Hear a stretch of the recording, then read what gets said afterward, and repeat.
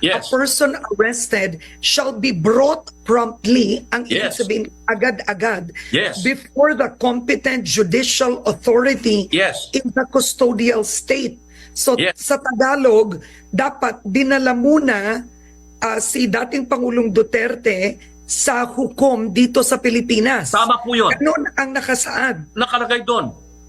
Nakalagay doon, dapat dinala ni General Torre, si PRRD, sa competent judicial authority, meaning to say the Regional Trial Court of Manila or the Court of Appeals or the Supreme Okay. Court as the case may be. Oo. Pero hindi niya ginawa, inapuran niya na kidnapin si PRRD at dinala isinurin Attorney, ang sa tanong ko, Netherlands.